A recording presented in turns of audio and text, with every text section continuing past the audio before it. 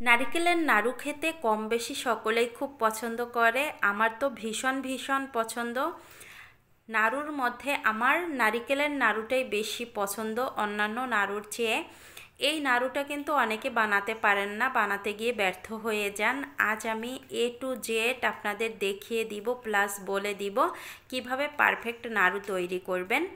প্রথমে একটা কড়াইয়ের মধ্যে আমি আগে থেকে গুড় নিয়েছি, মানে কড়াইয়ের মধ্যে খেজুরের গুড় ছিল, সেটার মধ্যে কোরানো নারকেল দিয়ে দিলাম। আর নারকেলগুলো আমি একটু ব্লেন্ডার জারের মধ্যে দিয়ে মানে মিহি করে নিয়েছি। একটু একেবারে মিহি আবার করতে যাবেন না, তাহলে নাড়ু খেতে ভালো লাগে না। তারপরে আর একটু খেজুরের গুড় দিয়েছি, গুড়ের পরিমাণটা আমার কাছে মনে হয়েছিল একটু কম হবে। তারপরে গুড়টা দিয়ে একটু জল দিয়েছি, জলটা দিয়ে গুড়গুলো ভালোভাবে মিশিয়ে নিতে হবে। মেশাতে মেশাতে একটা সময় দেখবেন জলটা গলে গেছে গুড় থেকে, তখন হচ্ছে মিডিয়াম হিটে জাল করবেন আপনারা, বেশি হাই হিটে জাল করতে যাবেন না।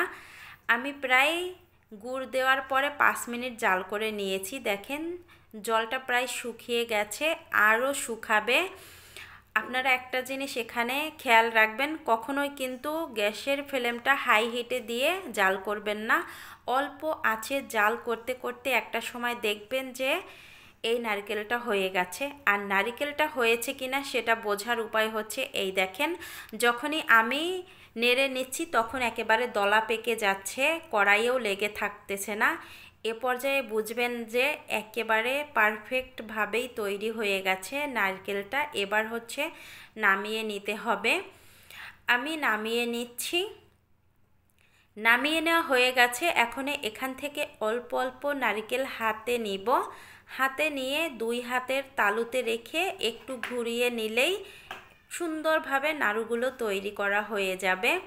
আর এই নাড়ুগুলো তৈরি করতে আমার তো অনেক অনেক বেশি ভালো লাগে। আর যাদের নাড়ু মানে নারকেলটা ঝরঝরে হয়ে যায় তাদের কিন্তু একটু বিরক্তই লাগে যে এই নাড়ুটা বানাবো না। এই তো কথা বলতে বলতে নাড়ুগুলো তৈরি করে নিয়েছি। এটা 1 ঘন্টা পরে একেবারে শক্ত হয়ে যাবে।